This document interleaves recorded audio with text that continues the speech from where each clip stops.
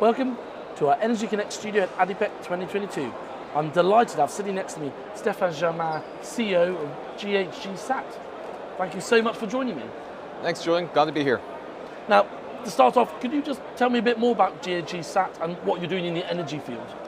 Sure. So at GHGSat, we operate satellites and we deliver what we call emissions intelligence. Okay. So we use our own satellites to monitor greenhouse gas emissions from industrial facilities around the world.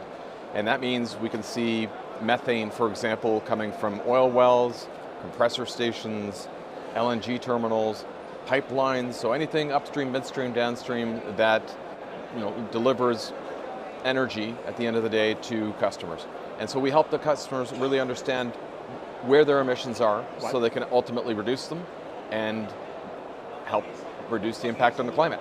Yeah, and that's vitally important. And where are you based and where do you operate? Do you operate globally or certain markets you're focused on?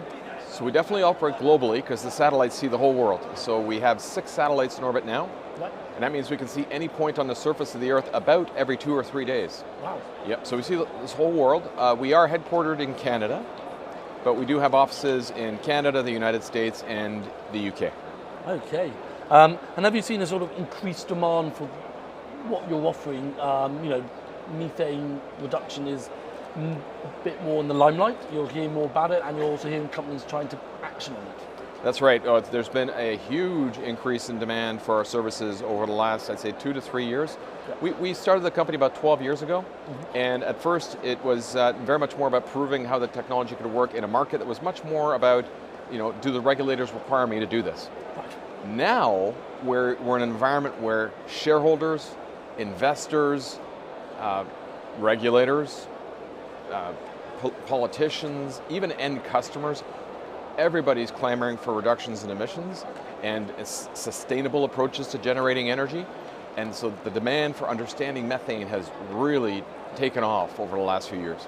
Yeah, absolutely. And talking about the technology in your 6 satellites, so how did you, what is the technology you're using obviously outside satellites? You said you've been building over a couple of years. I'd like to hear more a bit about it. Sure. So try not to get too technical, but basically at a high level what we do is we operate a spectrometer on each satellite. So every gas in the atmosphere absorbs light at specific wavelengths. And what we do is we measure the light coming up from the surface of the Earth, reflected from the sun back up through the surface of the Earth, at those wavelengths that correspond to the presence of methane. So when this light is really heavily absorbed, it means there's a lot of methane. When it's not absorbed at all, it means there's no methane. So we can actually detect it and quantify it at a really high resolution. And that's using the spectrometer on each satellite. Wow, really interesting to hear. And we're here at ADIPEC in Abu Dhabi. What sort of interest you're seeing from the Middle East and and other geographies around the world? Well, that's why it's so important to be here in person to hear from customers directly about what's different in the way they think about the need for emissions mitigation and managing methane than what we might see in North America or in Europe. And so it's been a fantastic few days for us to really hear directly from customers about what matters to them.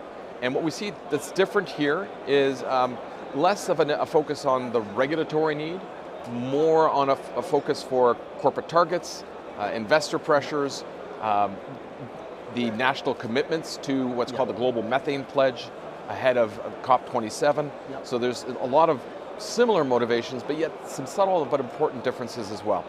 COP28 coming to the UAE at the end of next year. So, and I think you're right that companies and countries are really trying to make targets and to meet them. So I would assume you've got a busy 2023 ahead. Oh, absolutely. So we're about to launch another 6 satellites. Right. So we're going to double the capacity on orbit. We're also raising money right now for another 100 satellites. And all of that ahead of COP28 here in the UAE next year. So we're very much looking forward to the next year and being a big contributor to helping companies understand their methane emissions better and ultimately fighting climate change.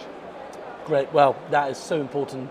Stephane, I just want to thank you for popping around there and hear more about what you do. Thanks, Julian, I appreciate the opportunity.